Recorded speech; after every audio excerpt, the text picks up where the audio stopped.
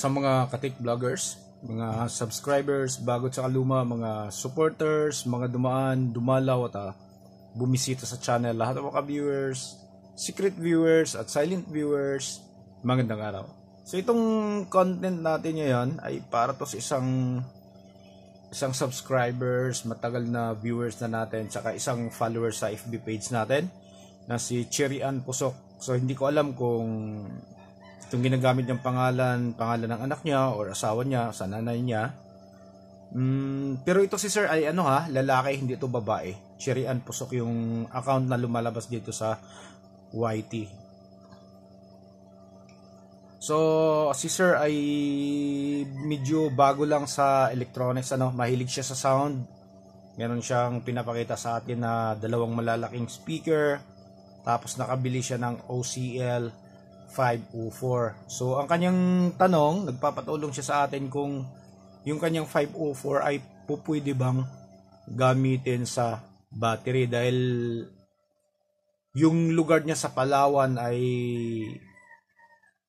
wala pong kuryente doon sa lugar na paggagamitan niya ng amplifier. Kaya nagpapatulong siya para naman hindi masayang yung dalawang malalaking speaker niya at yung kanyang amplifier.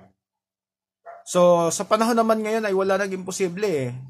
Halos lahat na yata ay pwedeng paganahin sa battery, dahil nga sa napakaraming circuit na mabibili natin sa mga physical stores or sa mga online store. Pwede natin gamitan siya ng inverter or converter. So sa mga hindi nakakalam, iba po yung converter at iba naman yung inverter. Okay, so ang ang OCL 504 ay merong sobrang lawak ng supply voltage range. Tumatakbo siya sa mga bago pa lang tumatakbo to ng 12 volts. Basta split lang dahil nga yung OCL naman ay hindi naman siya single supply split. So positive, ground, negative.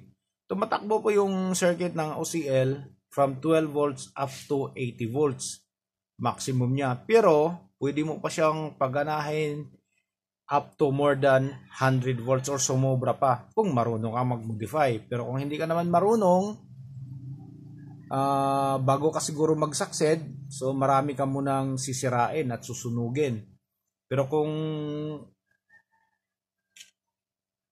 hindi naman, ayaw mo naman ng sakit ng ulo, so wag mo nang gagawin So ito yung pinaka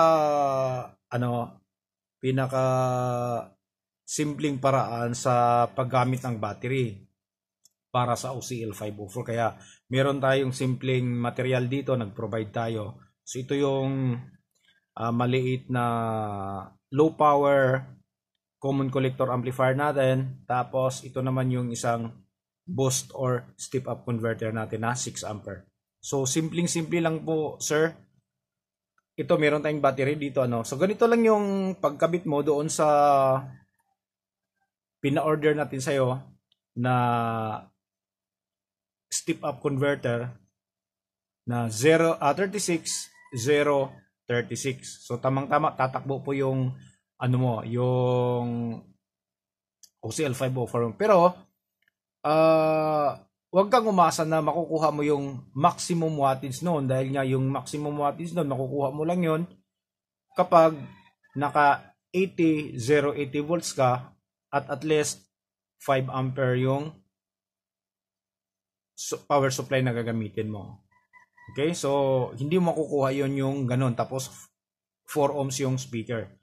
So dito sa 36036 tatakbo na ng normal yon. Okay, tatakbo na ng normal yung amplifier mo. So simpleng-simple lang. Ayan. Okay, so yung galing sa battery natin, lagay mo sa input. May nakalagay naman yung may nakalagay naman yung mga lahat ng mga circuit, may nakalagay naman yan na input output.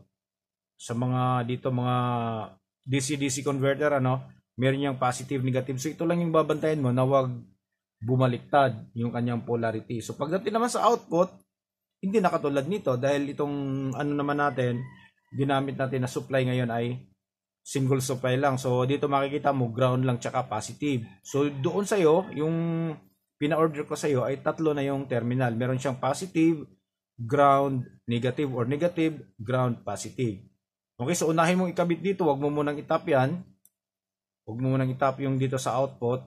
Huwag mo munang kabitan. Yung input muna. So kapag naikabit mo na yung dito sa input, sukatin mo muna yung dito. Yung kung tama ba yung, kasi minsan yung mga nakalagay mali. Yung positive ay yung pala yung ground, o kaya yung positive ay yung pala yung negative. Kaya siguraduhin mo muna na tama yung polarity lumalabas dito at saka yung naka-indicate sa board bago mo itap yung papunta sa amplifier. Yan. So, gano'n lang siya kasimple. Katulad na lang dito, pakita natin, ano. Ito yung supply voltage natin galing sa battery, 12. Tapos, ito naman yung kanyang output. Yung ginamit nating supply ngayon, ayan siya. Okay? Nasa 40 volts or 39 volts. So, ito yung supply na to, ayan na yung papunta dito sa ating amplifier. Okay? So, yung sayo, hindi ka na makakita ng trim pot. Hindi ka na makakita ng trim pot. Wala ka nang pipihitin doon.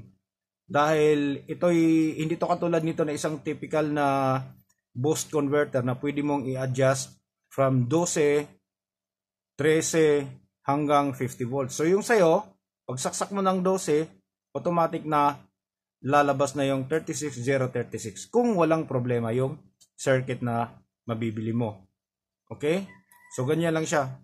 So iti-test naman natin. Ay, meron nga pala si ano natin, shoutout natin yung isang matagal na subscriber natin. Ang tagal na nito nag-request. Nakalimutan na lang natin, ano, hindi na natin na nabigyan ng pansin yung kanyang request, si Mr. Benjamin Resurrection. Yung kanyang katanungan naman ay, ano ba daw gamit ng malaking inductor doon sa mga car stereo? So, sir, siguro hindi ko may pa-promise kung sa susunod na content natin ay para sa'yo na, dahil hindi pa ako nakauwi ng Ormoc ngayon at nandun yung kasing ibang mga car amplifier ko. Tapos yung ginawa naman natin nung nakaraan ay naibalik na naibigyan na natin doon sa nagpapagawa. So kaya pipilitin natin sa mga susunod na video natin na yung request mo ay matutugunan na. Ano? Kung ano ba yung gamit nitong malaking inductor na to. So para sa iyo Mr. Si Chirian Pusok. So ganun lang siya kasimple, sir. Kaya kung meron ka mang ibang mga katanungan, so pwedeng mag-PM ka na lang doon sa FB page natin. At alam mo naman na kapag wala tayong gaanong ginagawa, hindi tayo gaanong busy, na re-replyan natin kaagad. So ito na. Test natin,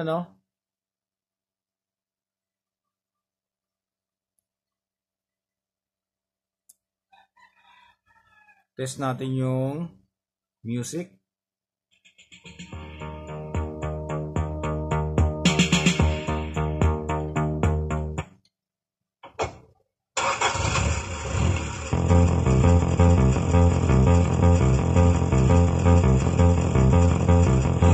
Okay, so gumagana, di ba? So pupwede. So ganun yung mangyayari doon sa circuit mo kapag dumating at magiging kompleto na siya. After mo may kabit ng tama at maayos, so tutunog na yung iyong amplifier na gamit ay battery. So hanggang dito na lang siguro tayo. So maraming salamat. God bless at bye-bye.